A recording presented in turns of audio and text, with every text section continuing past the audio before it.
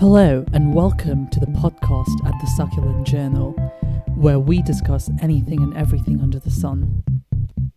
Join us in today's episode as in honor of LGBT History Month, we discuss the possible correlation between implementing socialism and theoretically improving LGBT rights.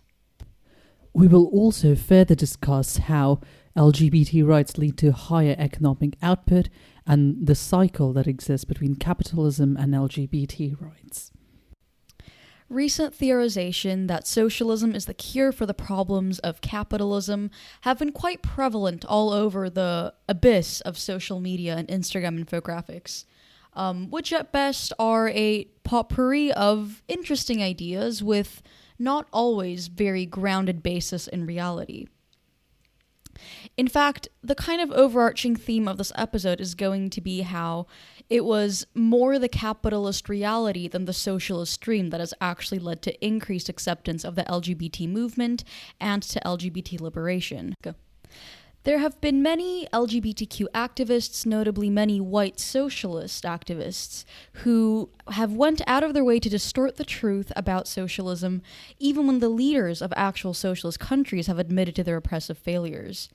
Now, a lot of these gay intellectuals have theorized a lot about this economic movement, but they lived in a capitalistic, or shall we say, market-based reality, which was the one that liberated them and gave the LGBT community the rights and the dignity that they have fought for so long.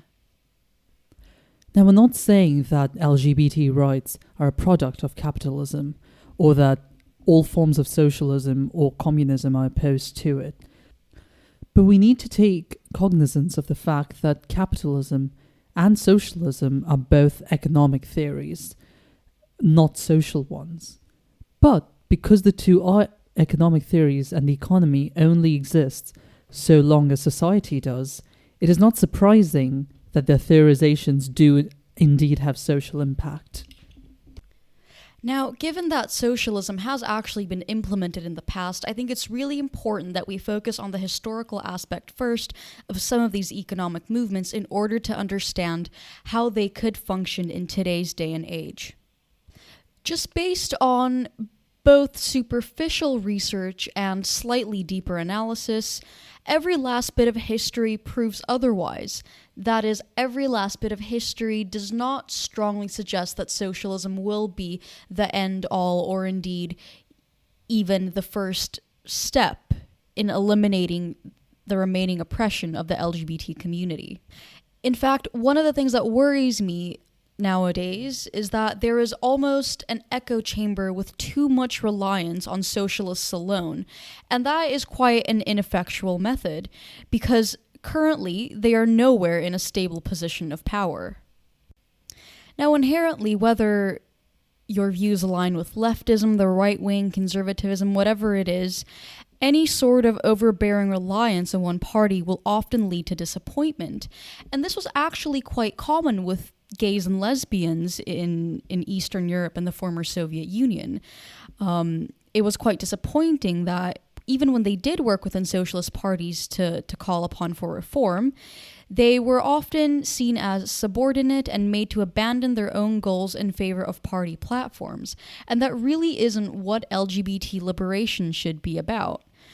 In fact, even long before the collapse of socialism in Eastern Europe, East Germany, and the former Soviet Union, it seems as though historically gay and lesbian movements began developing their own independent politics that were autonomous and unrelated to parties, or at least not directly affiliated with them. Not only that, but reliance on one single party to fight for your rights and to fight against your oppression is simply on a logical basis not the most effective tactic. While it is true that certain parties will be more lenient towards a progressive mindset than others, it must be said that a single-minded reliance on, let's say, only socialism places a lot of limits on lobbying with other parties and in entering compromises. And if there is one thing that is going to eventually lead to wholehearted acceptance of a community, it is knowing how to compromise and lobby with other people. But in fact, when human rights issues are concerned, particularly with the LGBT, I think it should be the parties trying to appeal to the gay movement and to their liberation rather than vice versa. We don't need to desire politics. Rather, politics itself should desire to create more favorable and progressive living conditions in which everyone can truly thrive and be a contributing member of society. This goes far beyond and far above traditional socialist ideologies, which didn't actually inherently have the protection of minorities or oppressed people at its front line. It should also be said that if socialism in the past truly was so progressive, then it must be noted that there were huge discrepancies in places such as East Germany and Soviet Russia, in which we can say the latter was far from friendly towards the LGBT community, and in fact, to this day, Eastern Europe is one of the least friendly places for this community. And some people might say that East Germans interpreted socialism differently, but I say this is naive and simply a way of trying to glorify something that didn't achieve that much. Rather, it was German cultural values, not any type of whether it was socialism, communism, or any economic system that led to this progressive cultural reform.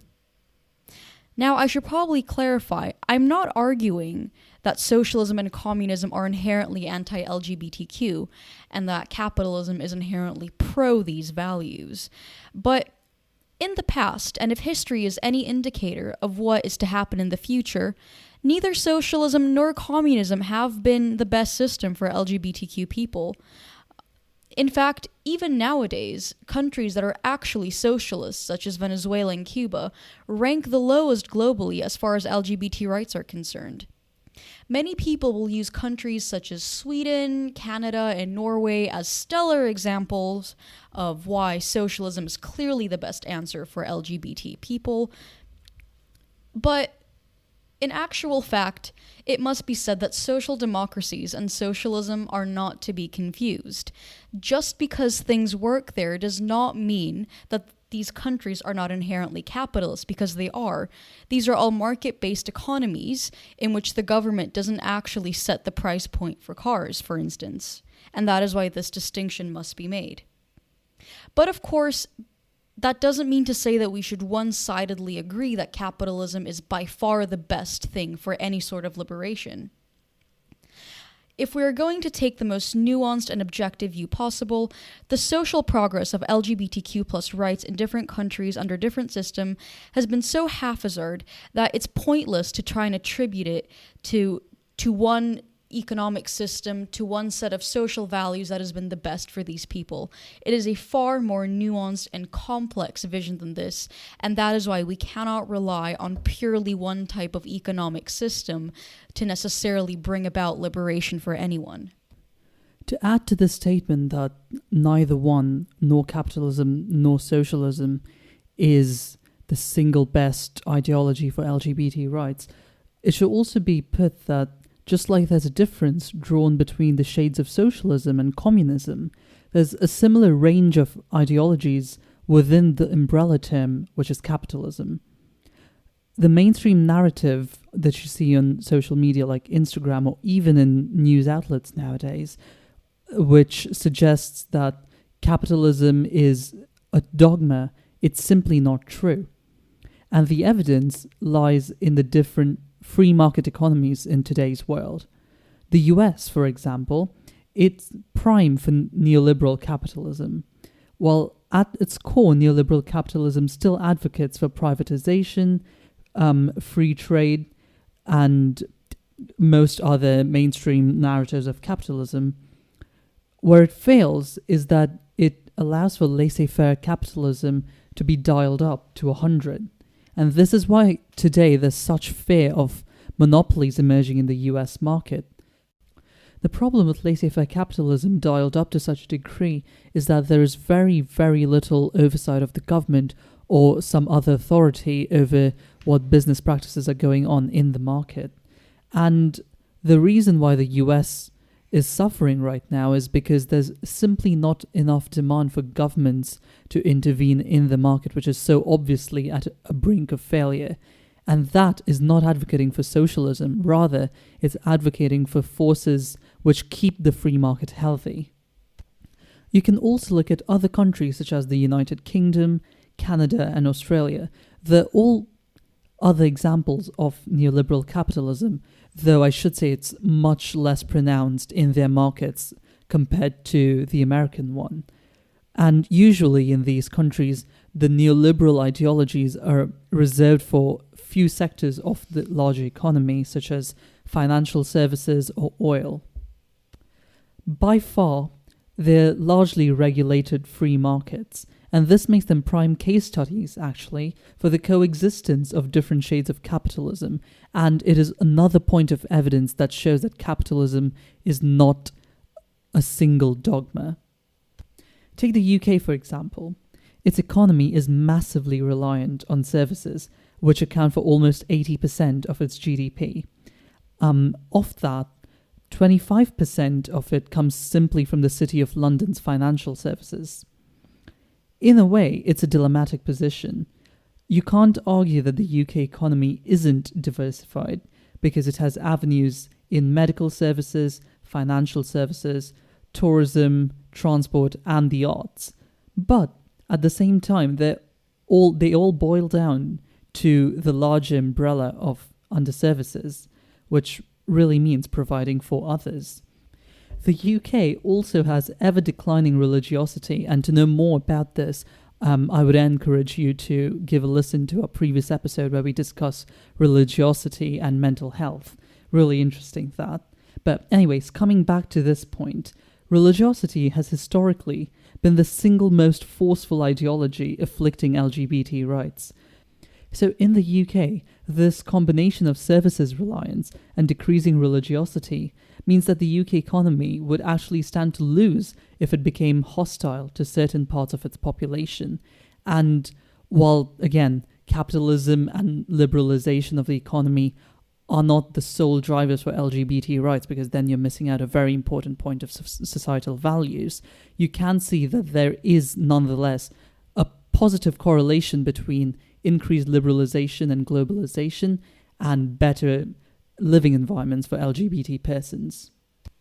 Now, not only is it important to acknowledge the presence of monopolies in capitalist countries such as the United States, which have really pushed it to the worst extreme, it's also important to say that any economic system, be it capitalism, be it socialism, be it communism, inherently doesn't harbor any sort of emotions or any sort of ethical characteristic.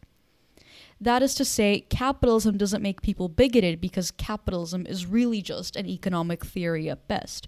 Rather, it is people and bigoted individuals who can weaponize any sort of economic system, including capitalism. And what is to say that they cannot do the same with socialism?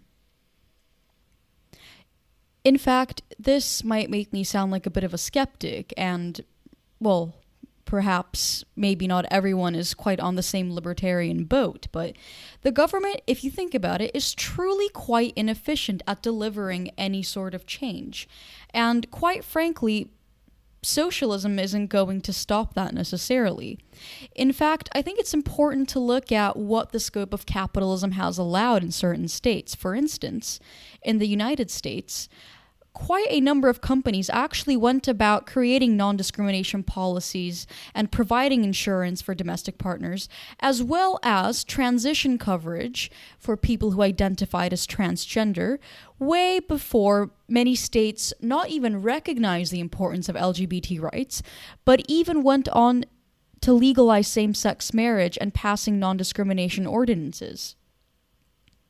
Essentially, it was the free market that had pushed companies and workforces to become progressive and more open and welcoming and to help liberation than the government. And a lot of you might be asking yourselves why, as we did at first, and the answer is social values change, and that is a normal and expected thing.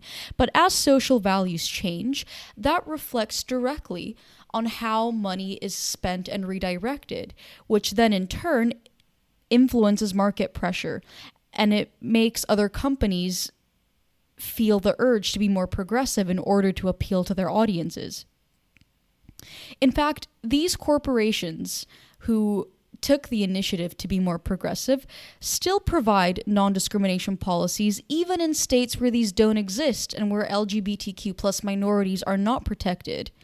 Because, again, not every state in the United States, despite having legalized gay marriage, doesn't actually have protection laws.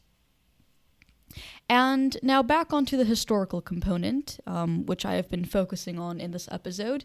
I think it's important to look at the 1970s in the United States, in which the gay movement really started gaining a lot of momentum and a lot of power.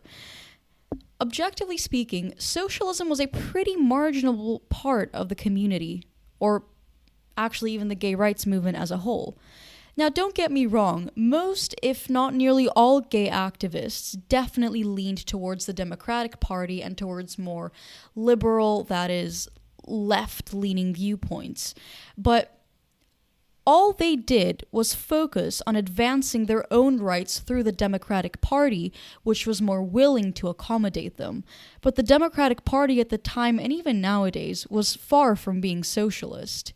And it must be clarified that left-leaning and socialist are very distinct terms. But let's take a step back even further and look at all of the most important advances in human rights that we have seen in modern Western history. Things such as feminism, civil rights, anti-racism, gay rights, and even abolitionism. Where do all of these things originate from? And the answer is really quite simple. They stem from the founding ideas that liberty and the pursuit of happiness are rights that everyone should be guaranteed regardless of their identity, so long as they're not harming anyone. And I think we're all at that stage where we can agree that being a minority does no harm to anyone. This incredible emphasis on civil liberties, personal responsibility, and the individual mind roots itself way back in the days of the Enlightenment. And I guess it can be said that the individualist nature of market, or that is free market capitalism, and the demand for individual rights inspired this revolutionary thinking and mindset that yes, individual civil rights are something that need to be placed as a forefront, and that equality is a battle worth fighting for. And again, perhaps I'm skeptical, perhaps I'm slightly cynical, but I don't see why socialism is being given all the credit when it was actually the people way back before, the thinkers of the Enlightenment, who first emphasized the necessity and the power of individual rights, and why equality and these aforementioned individual rights must be extended to absolutely everyone, and not just the select elite that religious institutions such as the Catholic Church used to covet. And these ideas of individual rights and individualism as a whole come under libertarianism. And another facet of libertarianism is globalization, which is also shared by the free market ideology. Because globalism transforms the market from a domestic one to an international platform. Globalization of markets leads not just to freer trade, but it also inevitably means that ideologies are not bound anymore by their national borders. As people, even historically, started to trade more, they came into contact with others who had different cultural values with new ideologies. And so it's but natural that these cultures would share with each other not just goods, but also thoughts. As a modern-day example of globalization championing LGBT rights, you have to look no further than the 2000 EU Employment Equality Directive, which was a trigger for the UK to pass further reinforced anti-discrimination laws to protect sexual orientation, where they previously only included race, sex, and disability. Even more so, the EU membership criteria, which they call the Copenhagen criteria, they require that any member state who wishes to be part of the EU has protection for minorities and has a functioning democracy.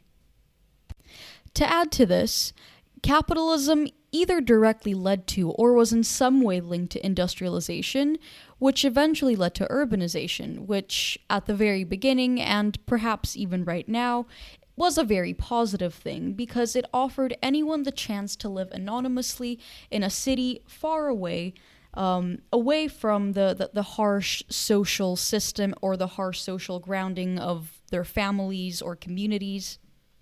And not only that, it simply provided people the chance to find others who share their interests. To put it quite briefly, urbanization is, at least in my opinion, the number one thing that has allowed people to break free from perhaps oppressive, unsupportive families, to start fresh in a place where they would probably be judged far less and where they wouldn't be living under the same stigma. And when urbanization gets an international footing, it becomes globalization as people move to different cities beyond the national borders of whatever country they live in. And other avenues in which globalization could be helpful is in making LGBT plus persons more visible in the larger society. For example, a World Bank survey showed that in Bulgaria, Romania, Czechia, and Poland, between 83 to 95% of school students have witnessed negative comments directed at a classmate who was perceived to be LGBT plus. Such comments obviously stem from preconceived notions and stereotypes, which are often negative in nature, because there are no in-person relations that these people have with LGBT plus persons in real life. In fact, in Serbia, for example, which is in a similar region as the aforementioned countries, only 18% of respondents knew an LGBT plus person in their day-to-day lives. Globalization forms part of the answer to address this, because it abets in increasing this percentage and hence paving the way for increased LGBT plus acceptance, which then means there are legal rights that LGBT plus persons can cite if discriminated against. Free market capitalism anonymizes those it provides for, as Bayer said. But this should not be confused with the invisibility of LGBT plus persons. Invisibility is caused by oppressive laws being enforced, whereas anonymity is a choice, and the free market shelter of anonymity stems from that choice and not of oppression. It means that the facets of your personality you choose to display are not of importance to the market, and neither are your ideologies, insofar that they do not impede on the core concept of equality of opportunity. In fact, equality of opportunity is required for free market capitalism, which is staunchly against concentration of power and monopolistic tendencies. If the ideologies of capitalism do not have this clause underneath them, you risk getting into authoritarian capitalism, like you see almost in the US today. Monopolistic tendencies and power concentrations are identified as market failures, and for very good reason. It's because they're at odds with the very concept of a free market, and it is of dire importance that they be addressed as soon as possible. Market failures, however, do require government intervention. We do not currently have a better way to address them on a societal scale. Sure, a small company could identify failures in its functioning and correct them easily, but what happens when 7,000 different companies all have wealth and power concentrations and use that to benefit their own agenda? You need someone to step in, and that's the government and other authorities like the FCA, the Financial Conduct Authority in the UK. And the government stepping in here, as I said before, does not make it socialist.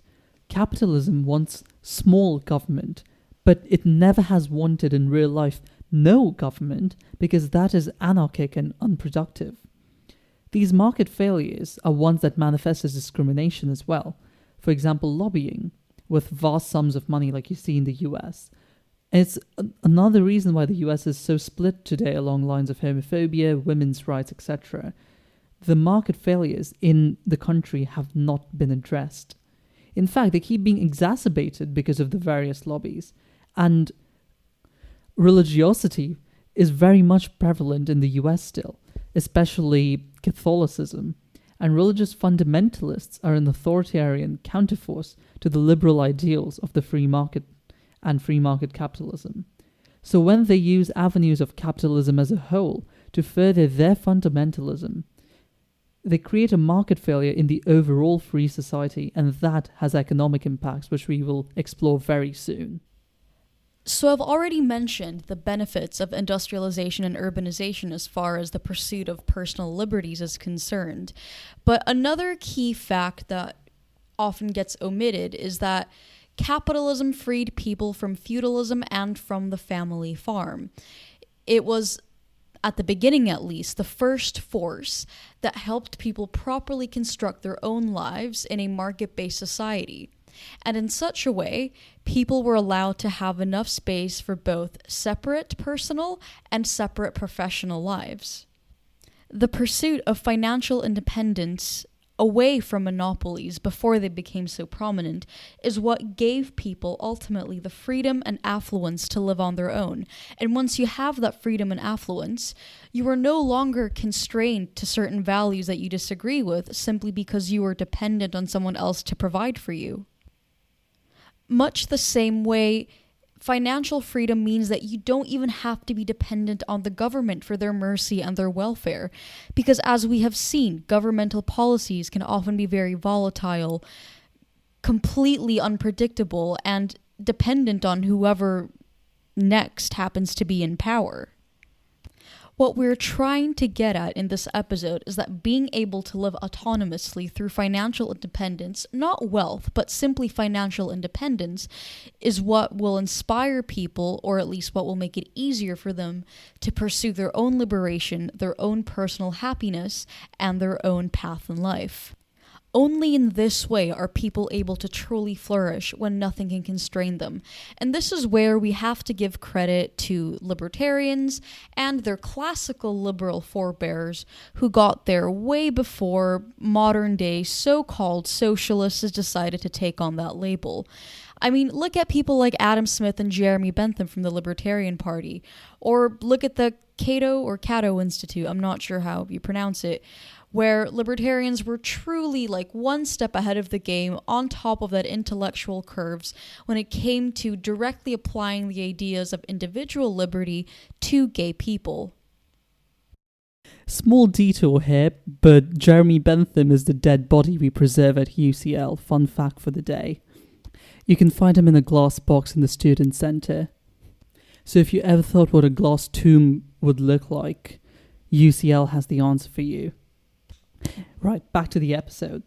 So, in fact, it has been widely studied that increase in LGBT plus rights have been simultaneous with greater economic growth and development in countries. This is not to say that it's the main driver of economic output, of course, that's ridiculous, but it is a factor nonetheless. Each country is a different study case, but mostly incomparable to others, unless it is in a bloc like the EU, which has membership criteria. This correlation has been explained by many theoretical frameworks. One of them is the human capital approach, where it argues that the inclusion of LGBT plus persons allows them to realize their full economic and output potential, without hindrances to their private lives. Other approaches concern themselves with the globalized market, emerging economies who see developed economies upholding LGBT rights, and they think that that's the modern view. They would likely imbibe some of those values in a bid to liberalize their economies and be seen as modern countries and not oppressive countries of the days bygone. On a micro scale, the costs to the economy of LGBT oppression include lost labor time, lost productivity, underinvestment in human capital, and ineffective allocation of human capital, which are all textbook examples of inefficient markets and sources of market failure. Underinvestment in and ineffective allocation of human capital especially has a domino effect because it drags on an economy-wide scale. It is also good to note here that for the vast avenues of output stemming from human capital, we do not yet have an equal vehicle of capital output.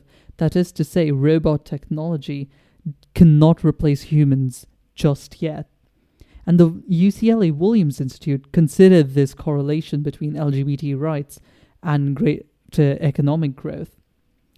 One such study of this showed that just a 1 point increase in the global acceptance index was associated with an increase in almost $1,500 in the GDP per capita when considering the American levels of LGBT acceptance in the 1990s versus the 2010s. So you can just imagine coming from very, very religious 1800s US to the US you see today, just how much acceptance of LGBT persons has contributed to the GDP. In fact, when you consider the most inclusive legal environments, and this might slightly be more theoretical than an example derived from real life, but we do have countries which have very, very liberal laws and anti-discrimination laws, the UK, for example. In such legal environments, there was an increase of $8,300 in the GDP per capita. So this really goes to show that for capitalism to flourish, it does not do itself any favors by alienating those who live under it. And that is why the mainstream narrative is so misleading. It presents capitalism to be discriminatory and selfish, but capitalism is only selfish insofar that everybody makes money for themselves and not for someone else, unless they choose to share that money. What the media essentially presents as capitalism is authoritarian capitalism, where individuals in the market have taken advantage of these market failures rather than address them to further their own agenda. What we have seen culturally and politically is a mass phenomenon in which women and men who are part of the LGBT community have defined themselves as a new and very powerful minority, with, as Neil has mentioned, a very important economic aspect as well. This development really was only possible through a market-based system of economics, otherwise known as capitalism.